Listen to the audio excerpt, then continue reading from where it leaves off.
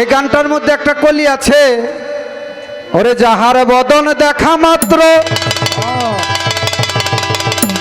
তোমার প্রাণে জাগে আনন্দ,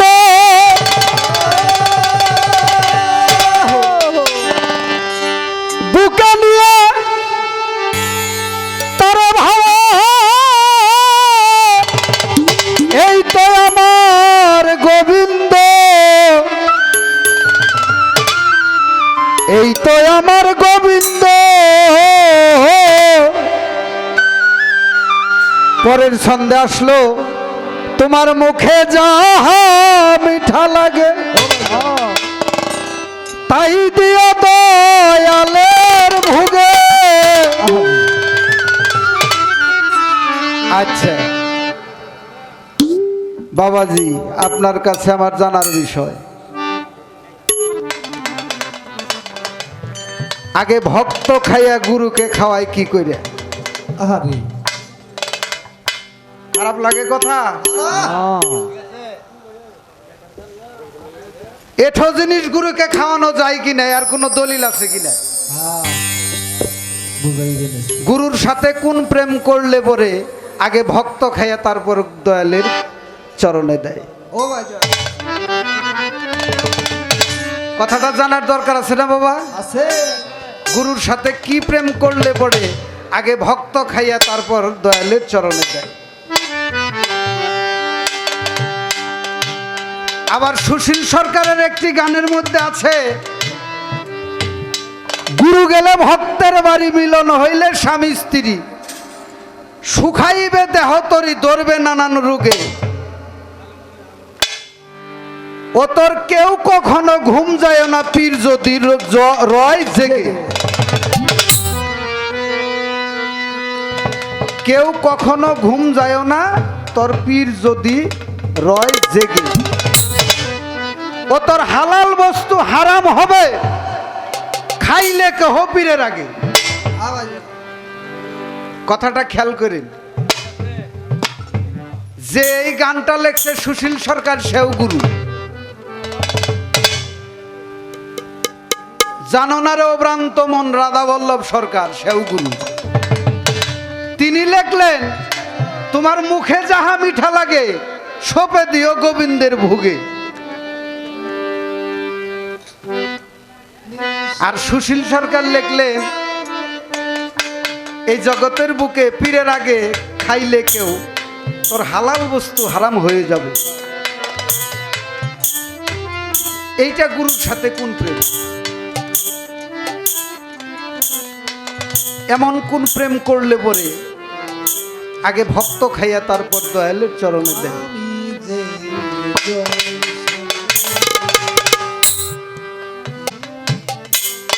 ছোট্ট করে এখান থেকে আমার কিছু চাওয়া, আরেকটি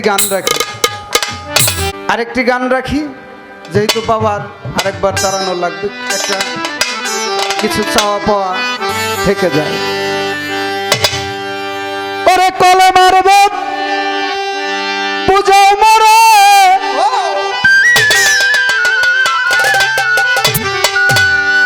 ওরা কিভাবে তা ছাবুদুরে করে,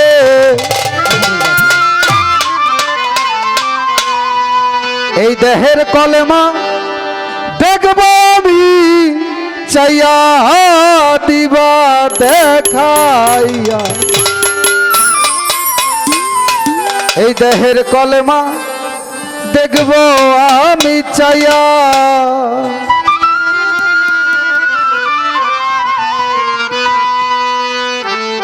কলেমার বাপ পূজা করে কিভাবে তা সাবুত করে,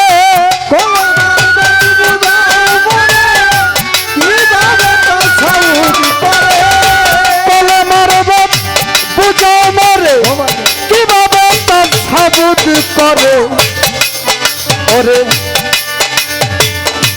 কোনখানেতে গেল জমা হইয়া দিবা দেখাইয়া, দেহের কলমা দেখব আমি চাইয়া, আমার দেহের কলমা দেখব আমি চাইয়া,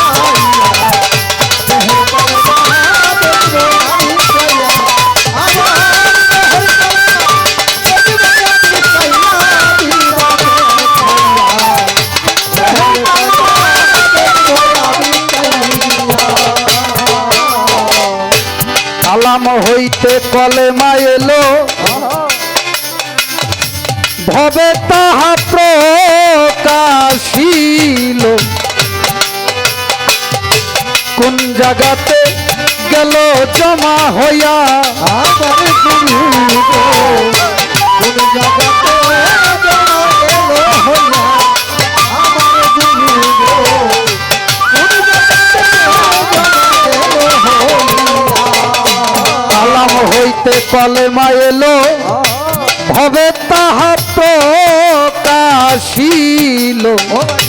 কোন জায়গাতে গেল জমা হইয়া আমার গুরু গো কোন জায়গাতে জমা গেল হইয়া আমার পাগল কোন জায়গাতে জমা গেল হইয়া ওরে সেখান হতে কোন বাবাথা জয় গো ভক্তের কলবেতে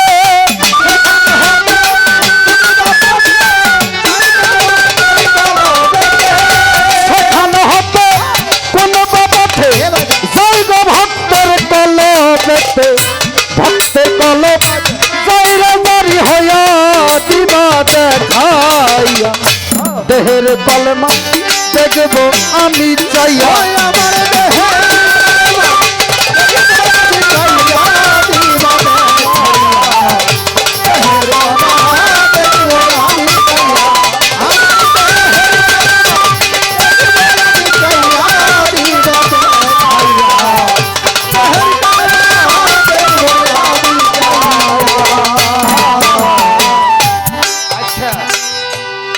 কলেমা যদি দেখা যায় বাবা তাহলে কলেমার নকশা আছে না আছে হ্যাঁ আচ্ছা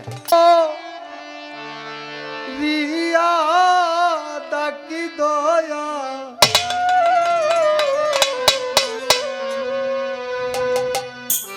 রহিলা কোথায় রে দয়া চা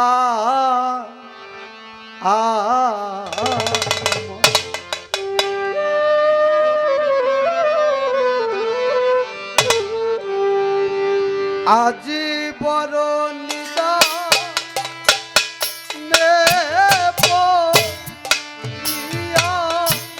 ডাকি দয়া নিদা ডাকি দয়া নিদানে ডাকি দয়া রহিলা কোথায় রে দয়া চা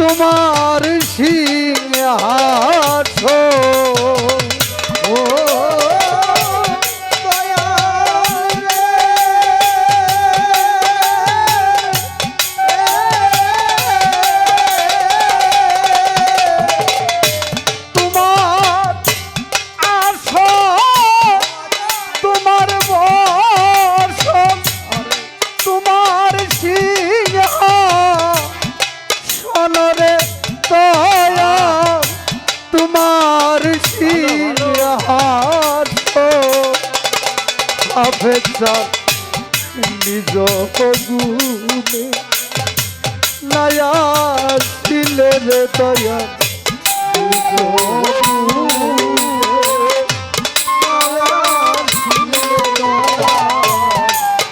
নিজ গুণে নায়া দিলে হাফে সকলি বৃথায়রে দয়া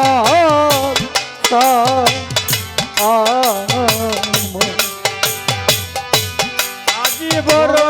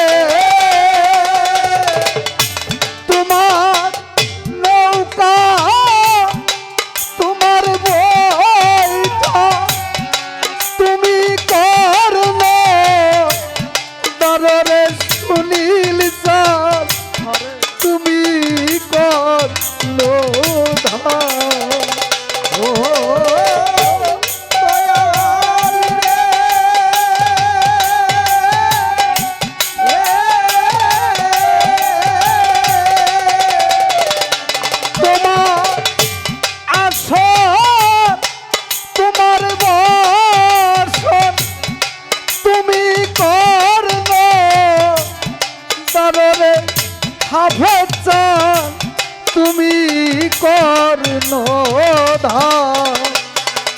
ধরে তুমি নিজ গুণে নায়া দিলে দয়া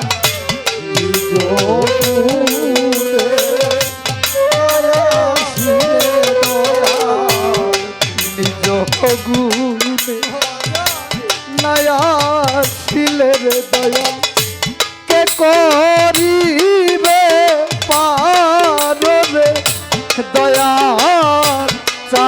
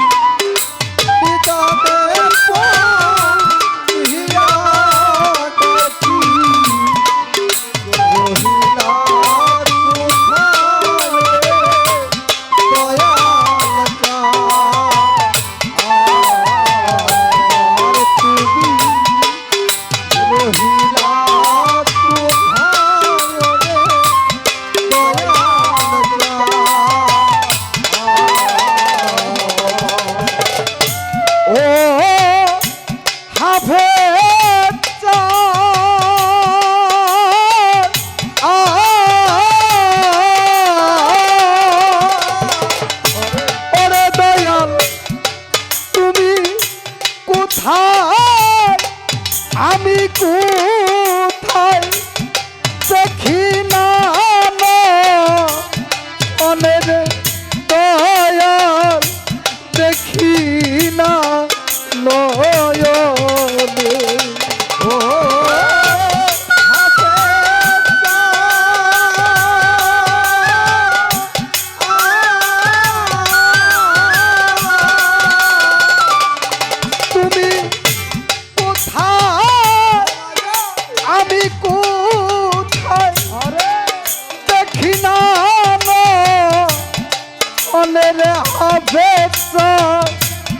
দেখি না নয়নে ওরে আমি শুনিয়াছি সাধুর মুখে দয়া শুনিয়াছি সাধুর মুখে দয়া শুনিয়াছি মুখে দয়া মহিমায় পার রে দয়াল চাঁদ আজ বড়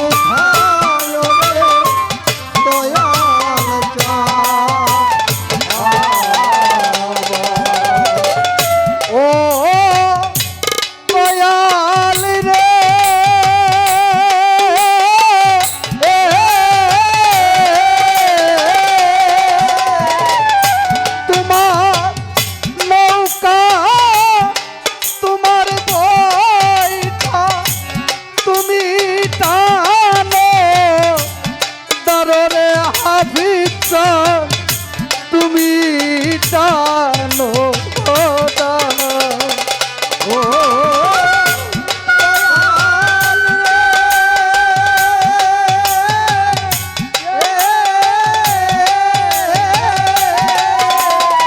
তোমার নৌকা তোমার বৈঠা তুমি টানো দররে সুনীল চান তুমি টানো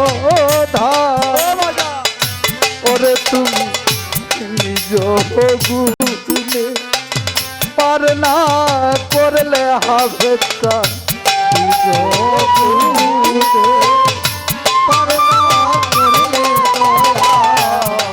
নিজ গুলে পার না করলে দয়া কে করিবে পাহাড় রে দয়া চা আজি বড়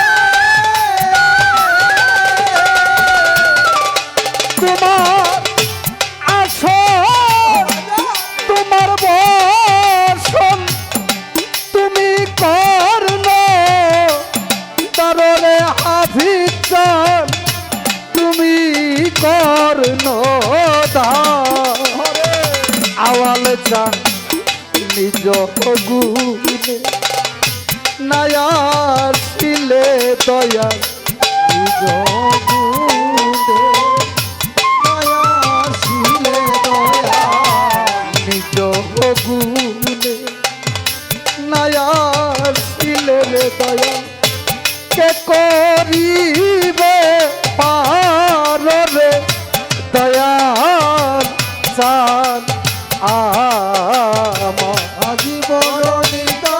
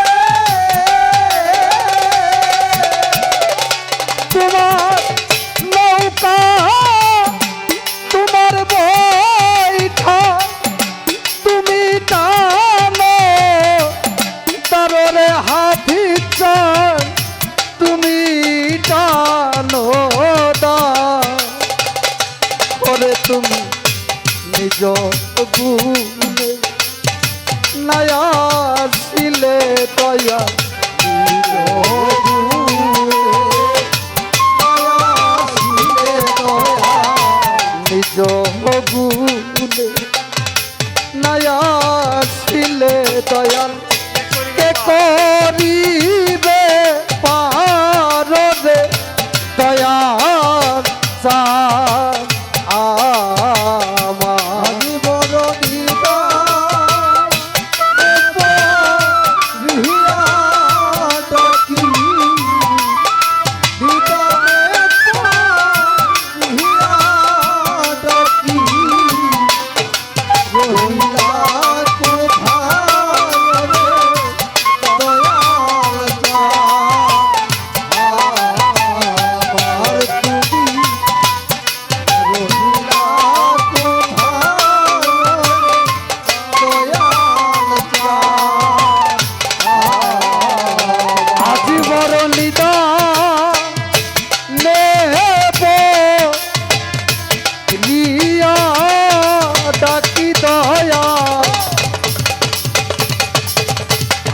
চান রহিলা তু হায় রে দয়া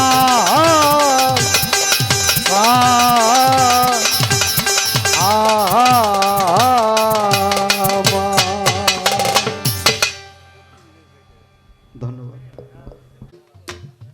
ঘাটাইল থানার স্টাফ আমার কাছে বলল গান প্রিয় লোক, গানকে ভালোবাসে, এই জন্য আসছে, মন চাইছে একটা গান গাওয়ার জন্য, গাইল, উনি আত্মতৃপ্তি পাইছে।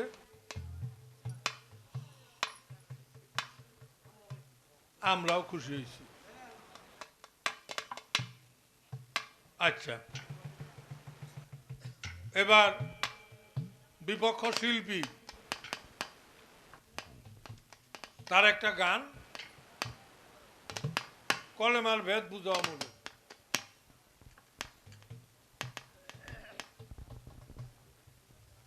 এটা বিশাল ব্যাপার। কলেমার সম্বন্ধে কিছুই জানি না। কলেমার মার্কা আছে, কলেমার মার্কা কি?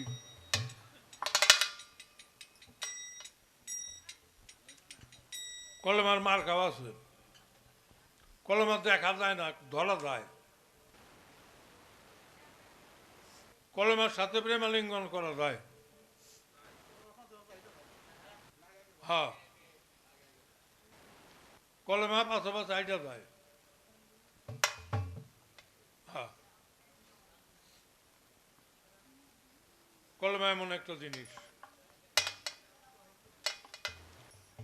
মানে যত গানই আসুক, সমস্ত গানের মূল মাহিত্য হলো মানুষ।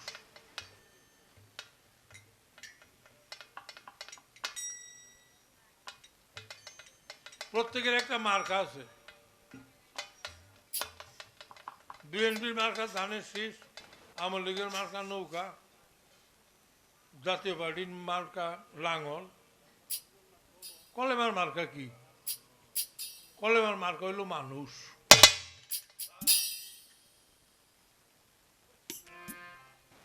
কলেমায় 24টা হরফ। এই 24টা হরফ কাগজের মধ্যে এরকম সোজাসুজি লেখলে ডাইন দিকে না, বাম দিকে না, স্থান কাল পাত্র ভেদে, কিন্তু কোন হরফটা কোন জায়গায় বসবো এটাকে জানা থাকতে হবে। এটা যাই না, এই কলেমার হরফ গুলিনি স্থান কাল পাত্র ভেদে উপরের থেকে নিচের দিকে বসাইয়া দূরের থেকে তাকাইলে একটা মানুষের মতো দেখা যায়।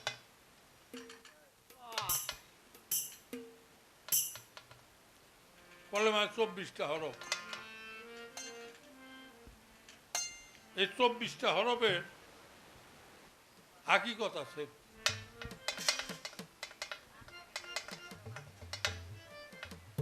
কোন দরজায় উকি দিলে মসজিদে একটা সামনে মিলে, এটা মিম দরজা, সব কথা খুইলা বলা যায় না। ইমান নামে এক পাখি ওই ইমামতি করে।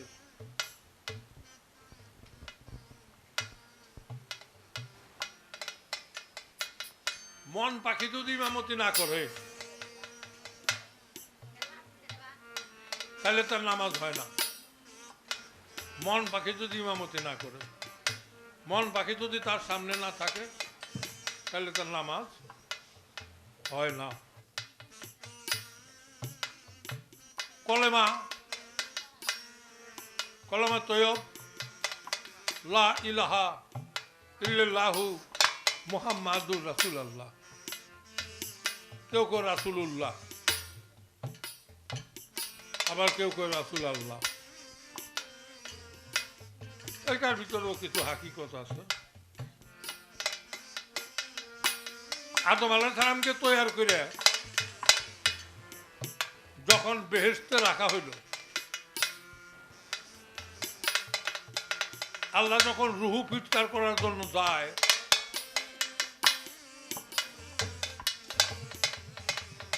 রুহু ফুৎকার করানোর সাথে সাথে রুহুটা ফেরত আসে।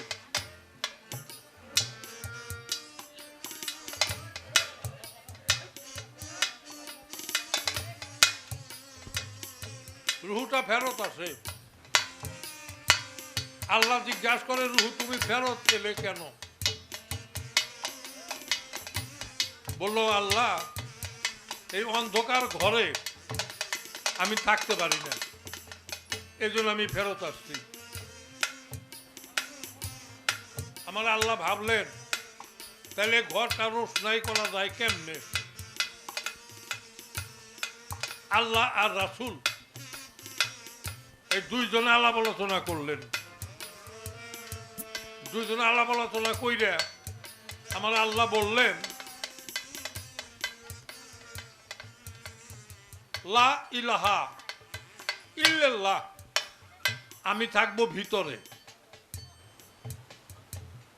মুহাম্মাদুর রাসূলুল্লাহ তুমি থাকবা বাইরে। ভিতরে আর বাহিরে বিনা সুতায় থাকবে একটা টান। আদম থাকবে দাঁড়াইয়া, একদিন তুমিও থাকবা না, আমিও থাকুম না, মা আদম থাকবে মাটিতে, মাটিতে লাশ হয়ে থাকবে।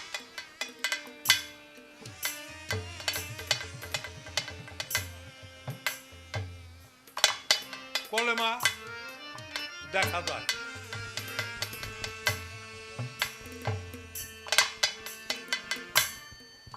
কলেমার মার্কা একটা মানুষ, একটা পুরা মানুষই কলেমা। একটা গান শুনিয়ে নিয়ে গেল।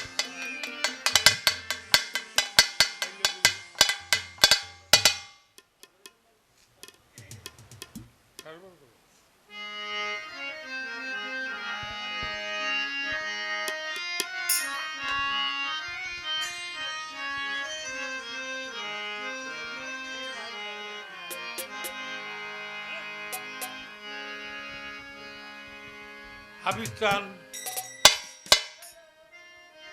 আমাদের জন্য একটা কলেমা স্বরূপ, বাস্তব দর্শন, অবাস্তবের কিছু, এটা বাস্তব দর্শন।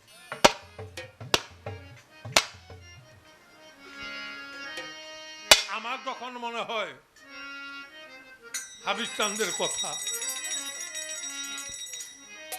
আমার হৃদয়টা বিগলিত হয়ে যায়। ওনার দরবারে গান গাওয়ার জন্য যাইতাম, উনি ওনার আস্তানা ঘরে ডাকতো আমাদের, বসতাম সেখানে। বসলে বলতো, সুনীল রে, কেন জানি আমার তোরে ভালো লাগে। আমি তো পায়ে হাতে ভক্তি করতাম।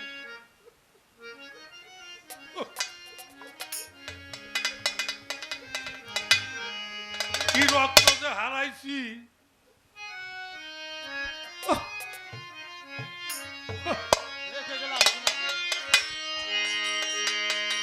ও